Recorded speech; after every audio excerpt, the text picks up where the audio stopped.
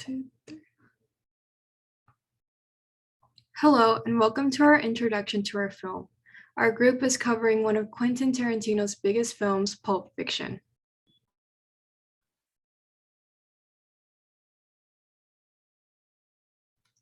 Please be warned that Pulp Fiction is a rated R film and contains drug use and a rape scene. Please be aware in your viewing and direct yourself to our handout to see trigger times to avoid for the rape scene. Thank you, Christine. All right, so I'm going to start us off by providing a little social and historical context, as well as talk about the inspiration for Tarantino's film. So what is the meaning of Pulp Fiction? The title of the movie is a reference to the early 20th century Pulp Fiction magazines, featuring sensational stories that pushed the literary limit with racy tales of adventure and crime, featuring sexualized women, ruthless villains, detectives, and hyper-masculine heroes who save the day and find romance along the way. These pulp magazines challenged the taste limits of American fiction, taking it to new and strange places beyond the boundaries of most mainstream fare. In fact, conventional publishers looked down on pulp fiction magazines, viewing them as trashy, cheap thrills written by hack writers. But people loved them. One issue could sell 1 million copies.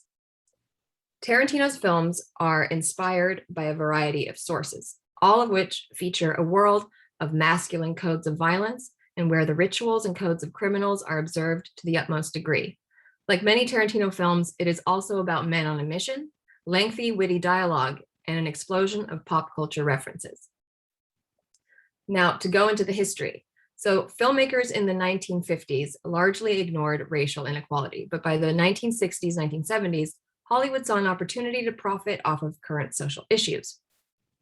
Hollywood responded to the civil rights movement and the Black Panther Party by producing a wave of blaxploitation films featuring gritty urban violence and hypersexualized cop-bashing Black male leads, portraying power and pride, all while lining the pockets of white studio executives who were profiting off of Black audiences.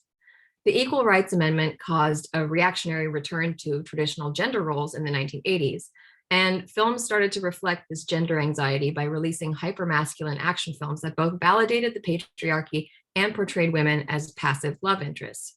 But it was during the 1970s and 80s that the conventional buddy film genre reemerged with a new twist: interracial duos. This interracial buddy film relied on the conventions of the normal buddy films that had predictable yet entertaining storylines, but it was now made up of two characters of different races, mostly heterosexual males, who embark on some type of adventure while developing a friendship or camaraderie. But by the time we get to the 90s, the city of Los Angeles had already been in a tense place in terms of race relations, despite what these international buddy films suggested to audiences. On March 3rd, 1991, the brutal beating of Rodney King by LAPD officers was captured on video. In April 1992, 3 of those officers were acquitted of any wrongdoing, which sparked mass rioting in Los Angeles over the course of 4 days, resulting in thousands of injuries and 58 deaths. The trial and subsequent acquittal of O.J. Simpson in 1995 also fueled the simmering divides between ethnicities. The riots in the early 1990s were brutal. Residents reported incidents of people being dragged out of their cars and beaten. Buildings were looted and set ablaze, and as a result, Los Angeles's reputation would not recover from the highly publicized events. The city already suffered from economic problems, and this was made worse by the constant drug trafficking that further intensified racial hostility. While Los Angeles had historically been more open to a diverse population than other cities in the United States, in the 1990s, it became the poster city for racism in America. So now that we know Tarantino's inspiration and what's been happening historically, I want to talk about mainstream perception. So Pulp Fiction is largely regarded as a postmodernist film. Postmodernism typically criticizes long-held beliefs regarding objective reality, value systems, human nature, and social progress, characterized by darker films that view the world with a hint of detached irony. Postmodern movies aim to subvert highly regarded expectations, which can be in the form of blending genres or messing with the narrative nature of a film. Despite some moderate controversy at the time concerning the violence and perceived racism, the film was released in 1994 amidst the racial turmoil going on in Los Angeles. Yet despite all of this, Pulp Fiction went on to win countless awards, including Best Picture at Cannes Film Festival that year, and has been praised as one of the most influential and groundbreaking films of all time. Most of the characters in Pulp Fiction are casually racist, misogynistic, and homophobic, traits that are routinely excused because of the environment in which the stories are set. But Tarantino's fixation on the N-word is inexcusable, and any credit he receives for casting choices is dampened by the casual racism and misogyny in the film. Thank you, Henrietta. Now we get to talk a little about the film language. Although many argue that Pulp Fiction is a film attacking the 90s nihilistic perspective, the film's language tells a different story. Intent is irrelevant as the film falls victim to patterns that better place this film as an interracial buddy film with some very mixed messages.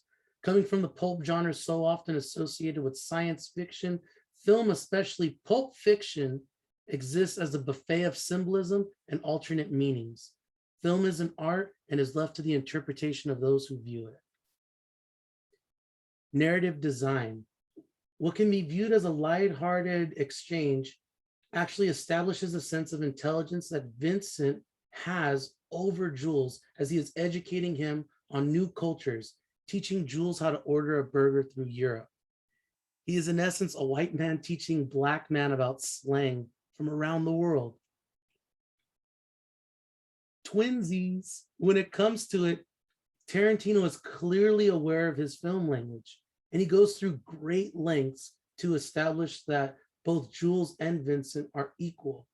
Furthermore, Tarantino even goes to great lengths to introduce characters back and forth, having you meet them Black, then white, Black, then white, Black, then white. Try to take notice of all those similarities throughout the film. I'm the motherfucking foot master.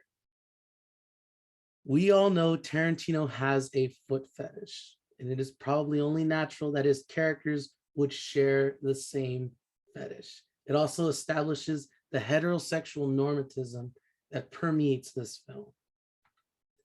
Lastly, try to notice all the symbols of capitalism and its benefits. Things like diners, coffee, cigarettes, burgers, boxing, or what they would consider pugilists. Even the words badass motherfucker on Jules' wallet are all symbols idolizing Americana and capitalism throughout the film.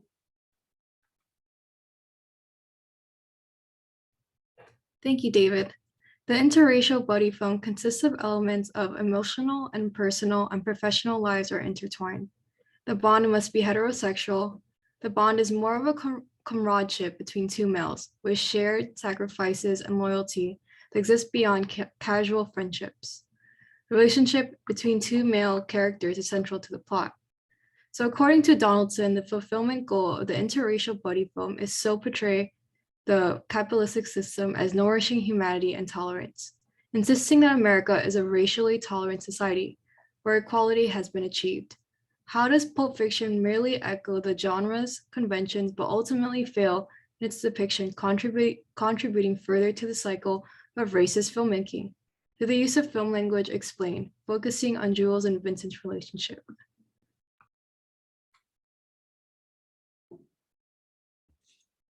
Thank you, Christine. Now moving on to some scenes and quotes and themes that we would like you to notice upon before watching the movie. So Ezekiel 25:17, when the men get to Brett, a business associate of Marsilius Wallace, Vincent focuses on receiving a mysterious briefcase, while Jules focuses on intimidating Brett and his friends. Jules takes a bite of Brett's burger and interrogates him about his working relationship with Marsilius Wallace. He recites the Ezekiel 25:17 passage, which isn't a real passage from the Bible. Shooting Marvin in the face. The movie's third story, the Bonnie situation, brings everything full circle as we return to Jules and Vincent in Brett's apartment. An unseen shooter manages to miss them at point blank range, allowing them to leave intact with Jules' contact with Marvin. While they're driving, Jules says he thinks divine intervention inspired him to give up a life of crime. Vincent believes it was just a coincidence. When he turns back to get Marvin's opinion, The car goes over a bump and Vincent's gun goes off, blowing Marvin's brains out all over the window. Moving on to quotes. You play with matches, you get burned. This is said by Vincent Vega. Vincent would say certain things that would make you think he was smart, but did everything the opposite, which ultimately ended up getting him killed. He says this quote at the beginning of the film to Jules. Ironically, Jules did take his advice in a way by retiring, and Vincent should have listened to his own words, but exited like Jules did. Throughout the film, he was figuratively playing with matches, such as almost getting busted or nearly causing Mia's death, and eventually dying due to his own stupidity.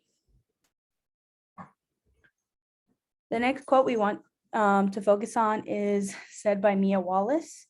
The quote is, "Trying to forget anything as intriguing as this would be an exercise in futility."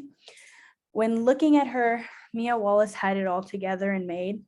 She had all the power and a rich husband. She seemed to be well set. However, her interaction with Vincent made it clear that she was very, very lonely. Her loneliness is why she got excited when she learned she could get information out of Vincent. This quote summarized best how Vincent had now gotten Mia's attention and that she was in no way about to let any of their conversations slip her memory.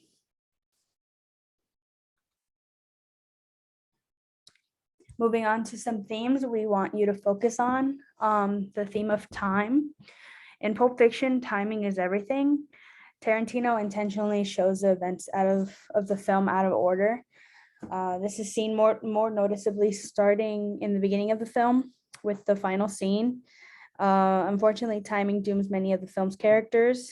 Through the theme of time and timing, Tarantino forces his typical characters to confront unpredictable situations. The next theme is morality. Almost every character in Pulp Fiction is in some kind of criminal-related circumstance, either acting as an accomplice, witness, or perpetrator. Tarantino represents crime in a morally neutral fashion. He has a way of glamorizing the character's actions. This is seen when Mia Wallace is injecting hard drugs. Within the film, the character criminals always scream and whine at one another, undermining the archetypes from Tarantino's characterization. Many of the characters still experience moments of moral clarity, such as when Jules rethinks his life as a gangster. It's surprising to watch Tarantino lend moral dimensions to the typical characters like the mob boss and the femme fatale in a film about crime. Moving on to some fun facts about the film. TriStar thought it was too demented to be made. Pulp Fiction is a pretty crazy movie and a definitely hard R, but and it's not everybody's cup of tea. This included the head of Columbia, TriStar Mike Medavoy. There's no score to Pulp Fiction. The movie had no original score. Instead, it's soundtracked by a variety of existing songs, much of it diegetic. Perhaps the song most associated with Pulp Fiction is Dick Dale's version of Miserlou, a surf rock sample. Pulp Fiction was only released in certain countries, South Korea, Japan, Slovakia, before arriving in America. Language in the film, the F word is said 265 times in the film. Directing the film, Robert Rodriguez directed parts of Pulp Fiction. He directed the scenes in which Tarantino appeared as his character, Jimmy. Thank you, and I hope you enjoyed our Pulp Fiction presentation.